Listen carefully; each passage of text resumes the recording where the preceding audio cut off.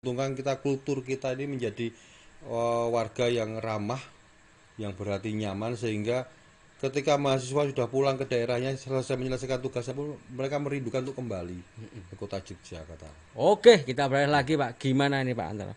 Kabar dari komunitas seni yang ada di kota. Ya, dengar-dengar sih ini baru sedang berhenti nih, seniman-seniman juga berhenti. Terus kemudian kemarin sempat muncul borang-borang pengisian bantuan dana es yang rencananya akan diolah menjadi bantuan kepada seniman yang terdampak COVID dan lain sebagainya. Ini gimana Pak? Boleh diceritakan saya dulu, gimana kabarnya dulu deh komunitas-komunitas seni di Jogja, baik tradisi maupun modern. Yeah.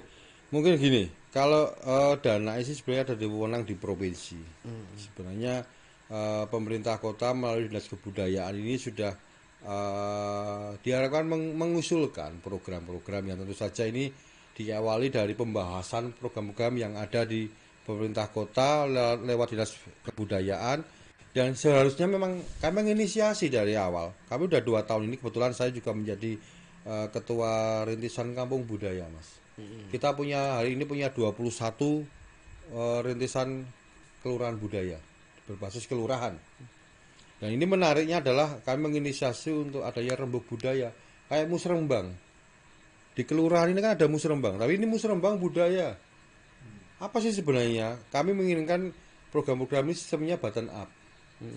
Ora top down. Tiba-tiba orang ngerti karepe masyarakat piye, orang ngerti karepe seniman piye, tiba-tiba ada program ini.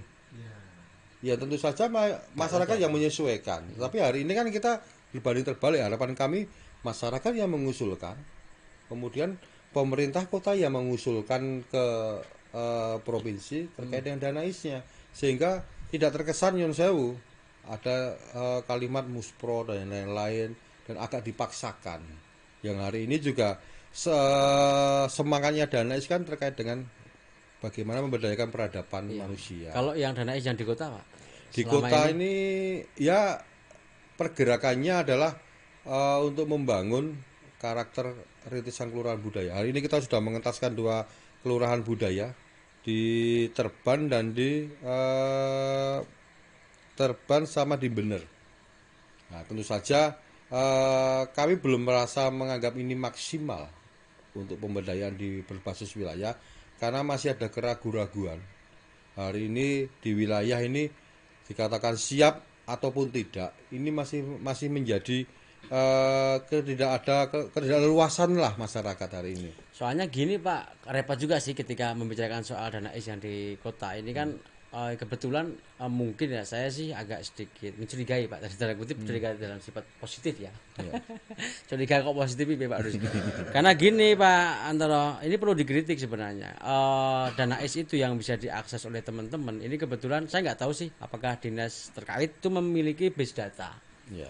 Itu yang paling penting sebenarnya base data. Satu ya, kita tidak boleh ya menyalahkan pemerintah atau menyalahkan dinas terkait. Toh juga kadang-kala biasanya seniman itu juga nggak mau repot. Misalnya dinas itu pernah membuat semacam pemetaan komunitas, mencari nomor registrasi komunitas, nomor induk kesenian. Nomor induk kesenian itu supaya ya data itu tercover oleh dinas terkait. Nah, ini sepertinya ini kok ya dalam pelaksanaan sih saya lihat sih masih ya hitungannya hanya itu saja misalnya begitu. Kok seni yang sana kok nggak pernah dapat atau nggak pernah terurusi ya. Dalam pandangan Pak Antara frame pripun nih. Gini Mas, mungkin saya paham terkait dengan kondisi hari ini, dan memang hari ini kelompok seni memang harus terupdate di dinas kebudayaan. Kemudian terkait dengan beberapa hal seperti halnya legalitas, Mas, ini menjadi penting karena salah satu menjadi kewajiban ataupun ini menjadi sifat wajib yang bisa meraih dana adalah kelompok-kelompok seni yang legal. Legal ini dalam artian seperti halnya seorang bayi, Mas. Kalau tidak punya akte kan tidak diakui. Kami juga menangkap ketika beberapa di wilayah kelompok-kelompok seni Aku wis 15 tahun. Iya, Ke betul. zamane mbahku kelompok seni aneh, tapi tanpa legalitas juga tidak bisa. Iya. Ini ya. Makanya inventarisasi ini ada dua. Yang hari ini lewat kelompok seni. Pernah kami mendata ketika dulu masih Parsenibut kurang lebih di medio 3 tahun yang lalu. Kita menggelar pendataan, ini ada kurang lebih sekitar 200-an kelompok seni di kota Jakarta. Oke. Ini sanggar dan kelompok seni. Baik modern maupun tradisi. Kita bagi 3. Oke. Ada modern, ada tradisional, dan kemudian satu lagi kombinasi Kontemporer. kontemporer lah seperti itu. Nah, ini menjadi pencermatan kami ketika kemarin ada 200-an ini kita terjemahkan, kita turunkan di masing-masing kelurahan. Dan ternyata memang hari ini kondisinya memang yang terupdate mengharuskan untuk bernik ini menjadi sangat kecil. Ya, soalnya kadang tuh seniman tuh juga ya Pak, sudah apa namanya? Dia tuh memang satu mungkin nggak tahu kalau ternyata ada seperti itu. Yang kedua, kadang juga tidak mau repot seniman itu. Sing ketelu ra iso gawe misalnya gitu. Misalnya saya yang sudah aku udah 20 tahunan nih, wah yo nek kon kursi ngono kuwi aku ra iso aku le. Repot banget Pak Antara. Maka kemudian mungkin ya advokasi atau semacam edukasi terhadap hal itu Pak, kelegalan, kemudian nomor induk registrasi.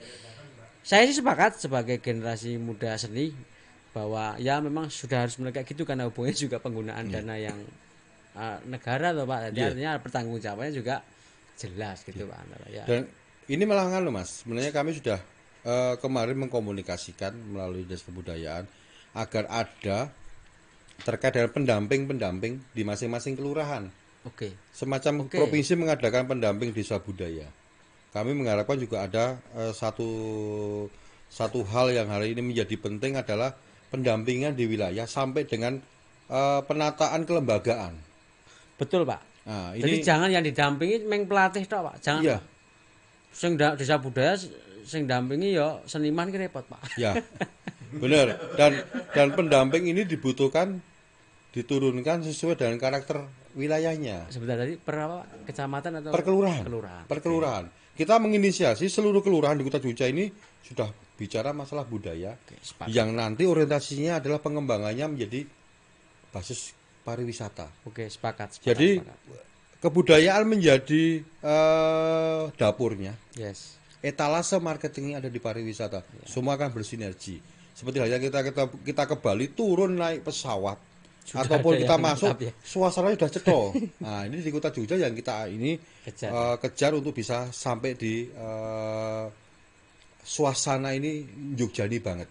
Seperti itu. Itu kritik saya sih sebenarnya pada provinsi juga tuh. Saya pernah nyamain wah, pendamping budayanya kok seniman ini repot karena pendampingan itu bagi saya tidak cukup hanya melatih.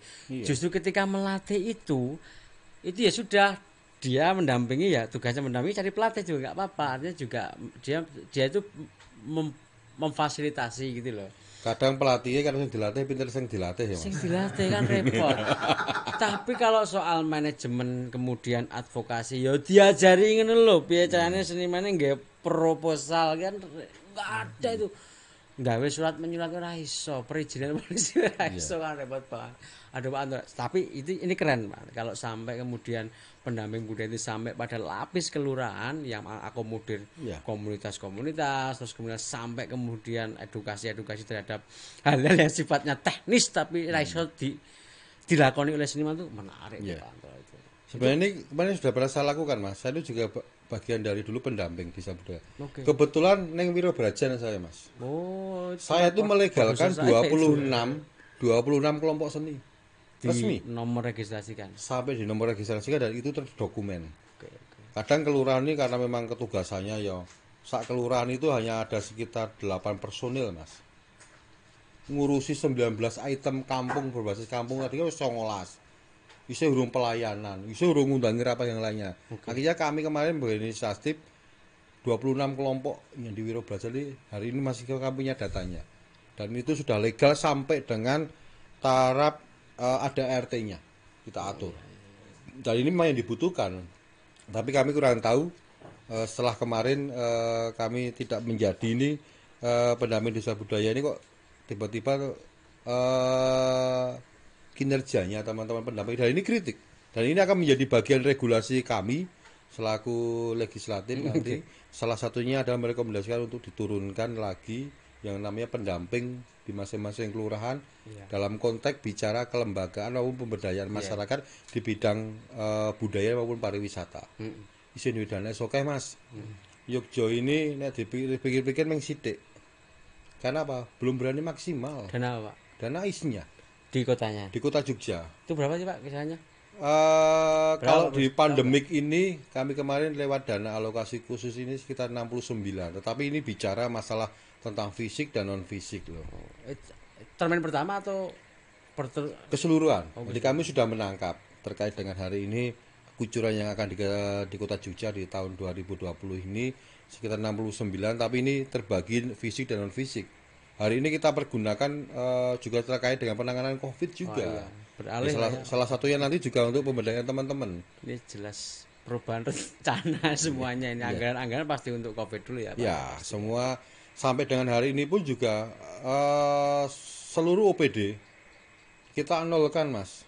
Dananya kita alihkan untuk penanganan COVID. Ya, ketika kita nanti sama-sama berdoa agar nanti segera selesai dan dana itu kembali untuk kegiatan-kegiatan berbasis masyarakat, pelatihan ataupun kegiatan event kesenian atau yang lainnya bisa kembali marak di kota Jogja. Cukup nggak sih, Pak, itu sekitar 60 miliar itu kalau idealnya? Saya tanya ideal ini. Iya, tergantung Mas perencanaannya. Hari ini ketika kemarin lah kita bicara tahun yang lalu. Tahun yang lalu ini tetangga kita Kabupaten Kulon Progo, Gunung Kidul, Bantul ini bisa mengakses sekitar 32 miliar hanya untuk dana di bidang kebudayaan. Terserap juga, Pak. Terserap. Maksimal ya. Ini berbanding terbalik dengan kota Jogja. Kota Jogja ini berani sekitar 10-an atau 8 miliaran saya lupa. Dan itu pun isian yang saldo Mas.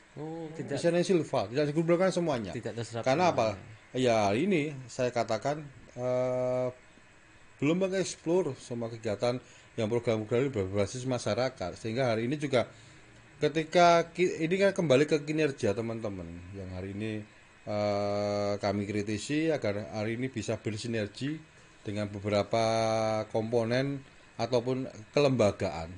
Hari ini ada 21 RKB ini kami dorong. Kami sudah mulai melakukan pendataan untuk kegiatan-kegiatan baik dimulai dari yang sifatnya saya sampaikan tadi pendataan seniman, pendataan kebutuhan yang lainnya sampai dengan pelatihan-pelatihan yang harus yang dibutuhkan oleh wilayah. Kemudian bicara masalah kegiatan berbasis adat budaya ini juga menjadi penting. Ini juga kita dimunculkan, kemudian pertunjukan-pertunjukan bagaimana yang hari ini bisa mewakili karakter wilayah di masing-masing rintisan kelurahan budaya. Seperti itu. Masa kota menghabiskan 9 miliar aja nggak bisa ya, Mas? Harusnya bisa lah. Wah, bisa 20 30 bisa sebenarnya. Potensinya besar sekali ya. Itu tadi di satu sisi memang agak sedikit itu, Pak, apa namanya itu terlalu kaku dan mungkin nggak tahu juga sih ya menerjemahkan makna dari kebudayaan itu loh, Pak, karena lagi-lagi event-event yang diselenggarakan itu ya cuma hanya pertunjukan kesenian. Padahal kalau membicarakan soal budaya itu kan tatanan nilai, bagaimana revitalisasi pola hidup masyarakat itu sebenarnya lebih besar loh itu. Mengembalikan bagaimana Jogja mbiyen ke piye sih kayak gitu. Ya. Sastra belum maksimal tergarap. Kemudian teman-teman perupa juga belum tergarap. Iya ya. Yang hari ini juga ini bisa